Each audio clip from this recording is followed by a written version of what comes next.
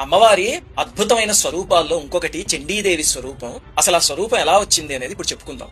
అమ్మవారు శుంభ నిశుంభుల మీదకి యుద్ధానికి వెళ్లారు కదా, అప్పుడు వాళ్ళిద్దరూ కలిసి చండముండాసురులని ఇద్దరు రాక్షసుల్ని పంపించారు. అమ్మవారు 18 బాహువులతో సింహవాహనం పైన కూర్చుని ఉండగా వీళ్ళిద్దరూ అమ్మవారి మీదకి పెద్ద సైన్యంతో వచ్చారు. అమ్మవారు ఒక్కరే ఉన్నారు. దుర్మార్గులు అన్నారు, నువ్వు ఎలాగూ ఒంటరిగా ఉన్నావు, మరింత పెద్ద సైన్యం, ఎలాగూ ఓడిపోతావు నువ్వు. నా మాట విని మా నాయకుడు శుంభుణ్ణి భర్తగా స్వీకరించు, అతను కామకళా ప్రవీణుడు, నువ్వు సుఖపడతావు అని అమ్మవారితో అన్నారు. ఎంత ఘోరమైన మాటది. అంతే అమ్మవారికి పట్టలేని ఆగ్రహం వచ్చేసింది. శంకరాచార్యుల వారు సౌందర్యలహరిలో అంటారు, శివే శృంగారార్ద్ర తదితర జనయ కుత్సనపర అని.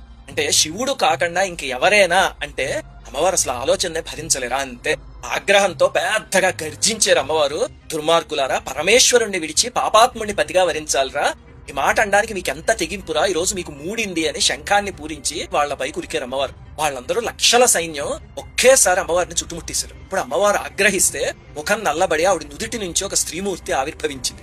పులితోలు చీరగాను, గజచర్మం పైటగాను, మెడలో పుర్రెలమాల ధరించి భయంకరమైన స్వరూపంతో, విశాలమైన నోటితో, పొడుగాటి నాలుకతో, పర్వతమంత స్వరూపంతో, నల్లటి ఆకారంతో స్త్రీమూర్తి వచ్చింది.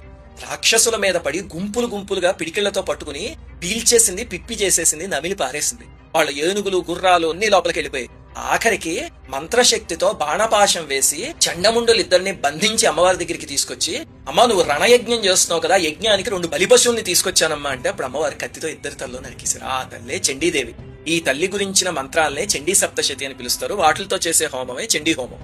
సరే, చండీ స్వరూపం చాలా భయంకరంగా ఉంది కదండి అనిపిస్తుంది కదా. చండీ సప్తశతిలోనే ఒక మాట ఉంది, చిత్తే కృపా సమర నిష్ఠురతా చతుష్ట అని. అంటే అమ్మా నీ మనసంతా కారుణ్యమే అమ్మా, కానీ దుర్మార్గులతో యుద్ధం చేసేటప్పుడు మాత్రమే కఠినమైన రూపం చూపిస్తావు అని.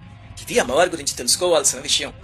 అమ్మవారివి ఉగ్ర రూపాలు, వీళ్ళు ఉగ్రదేవతలు అని మనకున్న మిడిమిడి జ్ఞానంతో మన ఇష్టం వచ్చిన తీర్మానాలు చేయకూడదు. సాత్వికంగా ఆరాధిస్తే ఏ అమ్మవారి స్వరూపం అయినా మంది అమ్మలా కాపాడుతుంది. శ్రీమాత్రే నమః.